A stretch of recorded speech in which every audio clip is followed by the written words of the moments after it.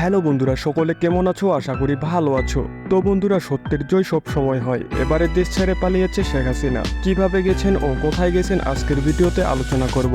এবং দেশকে এভাবে ছেড়ে যাওয়াতে শেখ হাসিনার চরিত্র নিয়ে কথা বলেছেন ফখরুল ইসলাম, সেই ভিডিওটি উপস্থাপন করব। তাই ভিডিওটি শুরু করার আগে চ্যানেলে নতুন দর্শক হলে চ্যানেলটি সাবস্ক্রাইব করে দেবেন। তো বন্ধুরা, অবশেষে ছাত্ররা এবার স্বাধীন হয়েছে।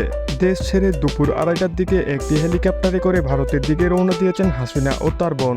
দুজনে মিলে দেশ ছেড়েছে। তো বন্ধুরা, এটি একটি আনন্দের সংবাদ, কেননা হাজার হাজার ছাত্রের রক্তের বিনিময়ে এদেশ আবার স্বাধীন হয়েছে, ছাত্ররা স্বাধীন হয়েছে। এর জন্য যদি আপনারা আনন্দিত হয়ে থাকেন তাহলে ভিডিওটি একটু লাইক করবেন, কারণ এটি একটি আনন্দের নিউজ। বন্ধুরা, আপনারা সবাই তার পদত্যাগ চেয়েছিলেন, আপনারা যেটা চেয়েছিলেন সেটা অবশেষে হয়েছে। অবশেষে দেশ ছেড়ে পালিয়েছেন হাসিনা। তিনি যাওয়ার সময় ছোট একটি অডিও ভয়েস দিয়ে যাইতে চাইছিলেন, কিন্তু তার কোনো সুযোগ পাননি তিনি। গণভবনে লাখো মানুষের ঢল দেখে অবশেষে 5ই আগস্ট দুপুর 2:30টার দিকে হেলিকপ্টারে করে রওনা দিয়েছেন ভারতের দিকে। তবে জানা গেছে হাসিনা ভারতের দিল্লিতে গেছেন। তো বন্ধুরা, দেশকে এভাবে ছেড়ে যাওয়ায় শেখ হাসিনার আসল চরিত্র ফুটে উঠেছে। কথা বলল ফখরুল ইসলাম।